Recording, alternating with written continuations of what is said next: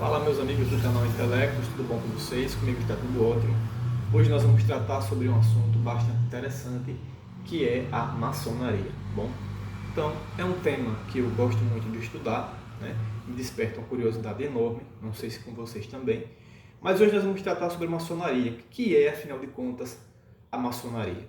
Muita gente ouve falar, né? Na mídia, nos filmes, nas séries, sobre o que seria essa tal de maçonaria.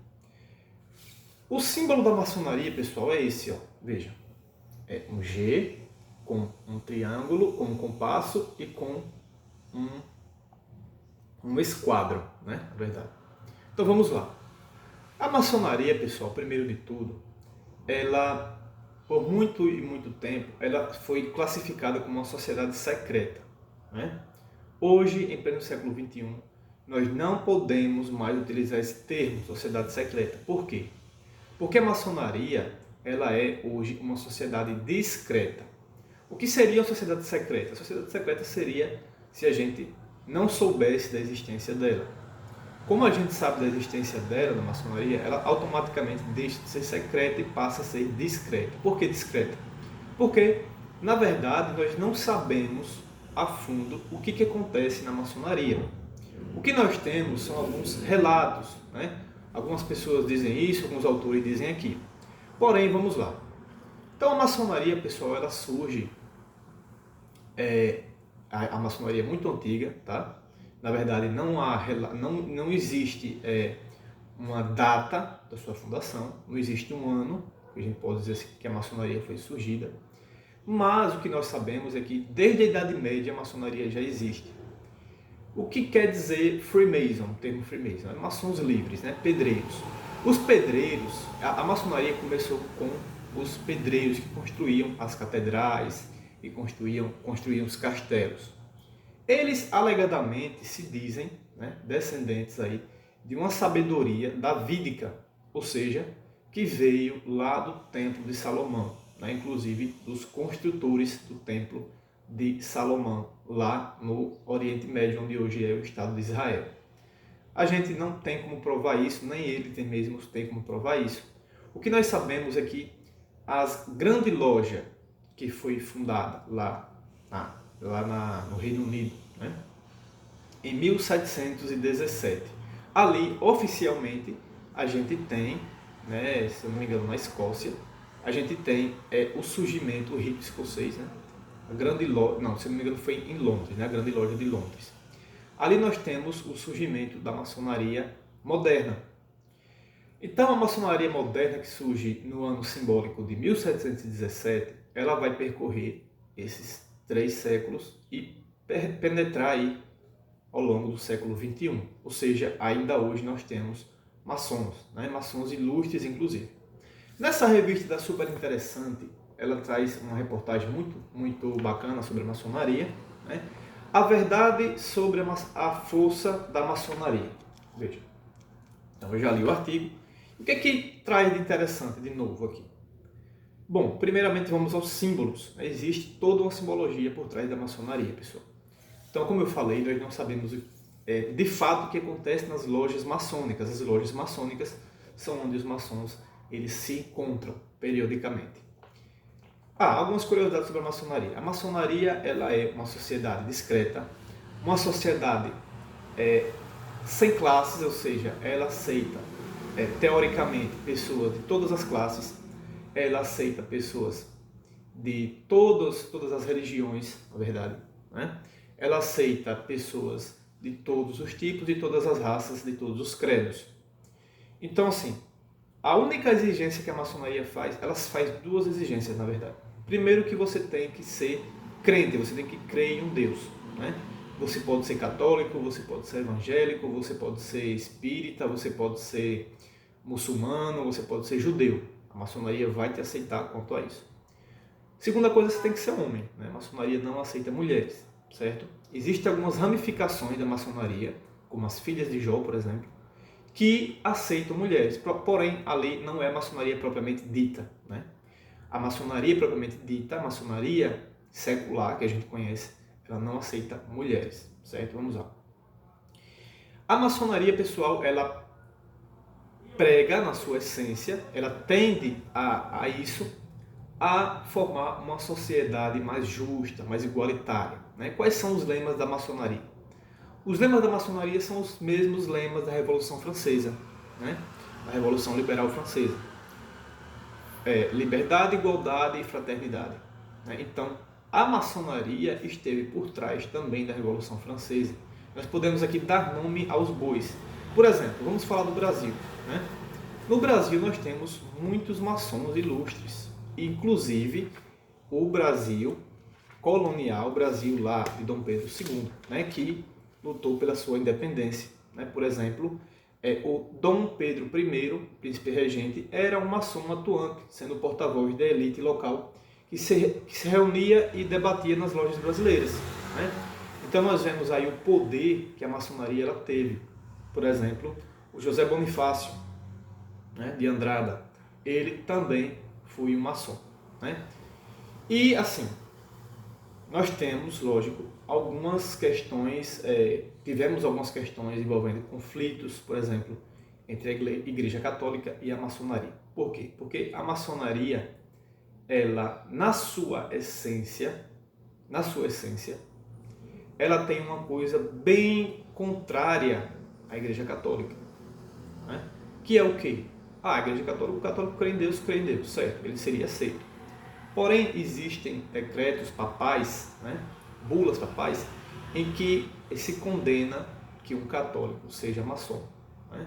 E, por outro lado, essa briga aí entre a Igreja Católica e a maçonaria resultou, né, inclusive, aí, como a gente sabe, com a expulsão dos jesuítas brasileiros, né, pelo Marquês de Pombal, por exemplo. Né? Só dando um exemplo aí dos conflitos, dos atritos que já teve entre a maçonaria e a Igreja Católica. Então, a maçonaria, aqui, eu estou falando que eles se consideram, né? A maçonaria seria uma forma de, essa questão de aceitar todas as religiões, todos os credos, seria justamente para se infiltrar, né? Se infiltrar nas igrejas, nas religiões, etc. E constituir, na verdade, o que seria chamado, em pleno século XXI, de um relativismo religioso, um relativismo moral. Ou seja, se aceita todos os credos, todas as religiões. As pessoas, quando entram na maçonaria, colocam Deus como se fosse uma questão relativa, né? Um tanto faz, qualquer religião salva, toda religião é boa, e nós sabemos que isso é mito, né? Que existem religiões más, né? Religiões inclusive satânicas, inclusive religiões que pregam, que pedem, né, rituais humanos, mas enfim, vamos lá. Sacrifícios humanos, na verdade. Né? Então, logicamente, que nem toda religião é boa, certo? Então, o símbolo da maçonaria é esse, como eu já falei, né? O G aqui no meio, ele representa God, em inglês, que é Deus, né? Ou Gadu, né? Gadu, que quer dizer o grande arquiteto do universo, né? Segundo outras interpretações. Nós temos o esquadro e o compasso, que representam aí a questão da fidelidade, da justiça, de andar sempre na linha, de não sair dos mandamentos, não fazer coisas erradas, digamos assim, né? De ser uma pessoa justa, uma pessoa honesta. Né? Por exemplo, aqui na revista fala que quando um candidato ele quer entrar na maçonaria, ele tem a sua vida toda revirada de ponta cabeça. Por quê? Porque a maçonaria precisa aprovar, né, a conduta daquela pessoa, né? Se é uma pessoa ilibada ou não. O candidato a maçom tem a vida devassa. A ordem não permite desvios nem segredos, ou seja, para uma pessoa entrar na maçonaria, ela tem que ser um homem, né? Ela tem que ter uma renda fixa, né? Ela tem que ser uma pessoa independente financeiramente e ela tem que ter a sua vida toda estudada de ponta cabeça. Né? Não é assim, você vai lá e pede para entrar na maçonaria, não. A maçonaria faz o convite a você e você tem que aceitar ou não. Né? A partir do momento que você aceita, você não pode mais divulgar segredos, divulgar reuniões que acontecem ali dentro, né? Sob um juramento que é feito. Ah, o cara que entrou na maçonaria não pode sair. Ele pode sair sim. Nós temos relatos de pessoas que deixaram a maçonaria. Inclusive, eu vou citar o nome aqui. O ilustre político brasileiro Levi Fidelix, que faleceu esses dias, essa semana, ele foi um maçom, né? se arrependeu, deixou a maçonaria e abraçou de vez o catolicismo, né? Ele foi um maçom. Então a gente sabe que aquela história, né, de se deixar a maçonaria morre, eles matam, isso é tudo bobagem. Existe uma outra lenda aqui no Nordeste, pessoal, que eu não posso deixar de falar, chega a ser até hilário. Existe uma lenda no Nordeste aqui que diz que os maçons eles viram bicho, eles viram lobisomem. Pessoal, não preciso nem dizer, né? Isso, lógico, que é um mito. Inclusive, aqui nas cidades pequenas do interior e do Nordeste, nós temos vários e vários maçons que são declaradamente maçons. Né? Não é nenhum segredo dizer que é maçom. Né? O que acontece? As pessoas acabam, com o seu desconhecimento, acabam criando esses mitos, né? Que eles fazem rituais, que se transformam em bode, se transformam em lobisomem, que eles bebem sangue humano. Isso tudo é mito, pessoal. O que acontece muito lá é simbologia, né? Uma sociedade que ela é trabalhada à base da simbologia. Por exemplo, eles usam, quando o noviço vai entrar na ordem, eles usam, por exemplo, de colocar o noviço trancado num quarto, né, com a caveira, com um diário, um caderno na mão e um lápis e velas acesas, e deixa ele lá por horas e horas. Para quê? Para que ele reflita sobre a morte, né? Sobre o quão a vida ela é passageira, né? O quão o nosso tempo aqui na Terra ele é limitado, e faz com que ele se lembre disso, que é uma ideia boa, né? Que, por exemplo, é feito nos mosteiros da Igreja Católica, né?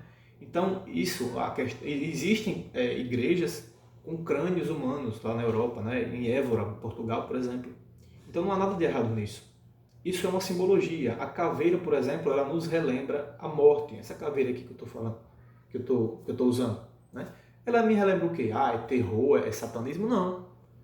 Para algumas pessoas pode ser. Para mim ela representa aquilo que nós vamos ser um dia, nós vamos morrer um dia, né? Nós vamos acabar. Então essa vida aqui é mundana, ela não vale nada, né?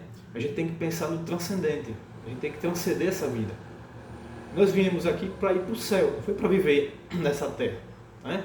Nosso reino não é desse mundo, como Jesus disse. Meu reino não é desse mundo. Então a maçonaria usa a simbologia.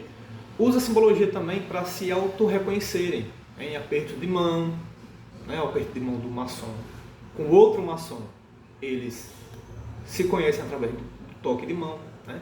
A assinatura do maçom no final ele coloca 3 pontinhos, né? Lembrando a pirâmide, certo? Isso daí não tem nada de satânico, é uma forma deles se reconhecerem, né? Como irmãos, certo, pessoal? Então a maçonaria prega que Deus é um só, é o Gadu, grande arquiteto do universo, que ele pode ser Alá para os muçulmanos, ele pode ser o Deus de Abraão, que nós conhecemos, ele pode ser o Deus, enfim, qualquer Deus aí, né? Mas para a maçonaria é um Deus onipotente, onipresente, onisciente, né? Que é uma ideia também que nós cristãos, por exemplo, seguimos, que eu, né, falo de mim. E, nesse caso, só muda o nome, né? Mas o Deus ele seria o mesmo, ele é o mesmo. O olho, vocês já viram aquela representação do triângulo com o olho em cima, como, por exemplo, tem lá na nota do dólar dos Estados Unidos. Aquele olho representa o olho de Deus. Então, aquele olho lembra o maçom que ele está sendo vigiado 24 horas por dia. Vejam aqui esse olho, né? Essa pirâmide. Esse olho ele representa isso, que nós estamos sendo vigiados, nós seremos julgados um dia. Isso não é ruim. Por quê? Porque ao lembrarmos que nós estamos sendo monitorados, vigiados, nós vamos, lógico, ter uma boa conduta. Certo, pessoal? Então a maçonaria é isso, não existe nada de monstruoso, não existe nada de satânico, não existe nada de aberração. Lógico que tem segredos, tem, nós não sabemos. A maçonaria é dividida por graus, né? Do primeiro, segundo, terceiro, até o 33º, número 33. O número 33 é o grão-mestre, né? O cara que já chegou no posto máximo da maçonaria, né? Então eu vou citar aqui alguns nomes ilustres que são parte da maçonaria. O olho que eu estava esquecendo de falar, veja. Nós temos aqui toda a simbologia, vou falar para vocês. O que o olho representa? Representa o Deus onisciente e onipresente, que tudo vê, como eu acabei de falar. A pirâmide da nota do dólar representa o quê? A suposta origem da maçonaria entre os arquitetos do Egito Antigo. Eles alegadamente se dizem que vem lá do Egito Antigo. Provavelmente isso daí não procede, né? Provavelmente é uma história bem mais recente, certo? Novus Ordo Seclorum, que existe lá na cédula do dólar. O que isso significa? Conspiradores, inclusive Dan Brown, nos livros que eu tenho aqui, Anjos e Demônios, divulgam que a frase em latim significa nova ordem mundial, mas o certo é nova ordem dos séculos. Não existe esse negócio de nova ordem mundial, de Illuminati, né? E o pessoal mistura com Rosa Cruz, com maçonaria, enfim, todo tipo de maluquice aí. E não existe isso, né? Nova ordem dos séculos, por quê? Porque foi quando houve aí a fundação dos Estados Unidos da América, né? Por exemplo, a gente sabe que George Washington ele era um maçom, certo? Então eu vou dar aqui nomes de grandes maçons ilustres. O príncipe Philip, que faleceu esses dias, ele era um maçom declarado. O marido da rainha da Inglaterra entrou para a loja da Marinha em 1952. Não era dos mais ativos, mas consta que participava das reuniões. Nós temos aqui no Brasil, por exemplo, o ex-senador, ex-governador de Santa Catarina, Esperidião Amin, que é membro desde 1971. Né? O Newton Cardoso, ex-governador de Minas Gerais, também faz parte da maçonaria. Hugo Chávez, finado Hugo Chávez, lá da Colômbia, lá da Venezuela, perdão, era o presidente da Venezuela, entrou no templo maçônico de Caracas a convite de um guarda-costas. Em seu discurso cita com frequência maçons e célebres como Simão Bolívar. Simão Bolívar, outro nome ilustre da América Latina, foi maçom. Silvio Berlusconi, da Itália, ex-primeiro-ministro, né, premier italiano, faz parte da maçonaria, e o Bill Clinton, ex-presidente dos Estados Unidos. Tá bom, pessoal? Então, por hoje é isso. Existem outros e outros, Dom Pedro I, né? Outros falam que Dom Pedro II também, do Brasil. Tiradentes, né? Tiradentes teria sido também maçom, inclusive outras pessoas que a gente nem imagina, sei lá. Pode ser tema para um outro vídeo, certo? Mas assim, maçonaria, ela estava, por exemplo, o Bonifácio de Andrada, comprovadamente maçom, né? Os nomes a gente pode deixar para um outro vídeo, falar sobre isso, mas nós temos listas, né, inclusive até na internet, dessas pessoas que não era mistério, eles diziam que eram, não escondiam isso a ninguém. Tá certo, pessoal? Então espero que tenham gostado do vídeo de hoje. Um vídeo um pouco longo, mas espero que tenha esclarecido algumas coisas para vocês. Não existe nada de satânico, nada de bruxo, nada de anormal na maçonaria, né? Inclusive a maçonaria sempre me despertou uma certa curiosidade, né? Então, espero que tenham gostado do vídeo, deixe os temas para os próximos e até mais.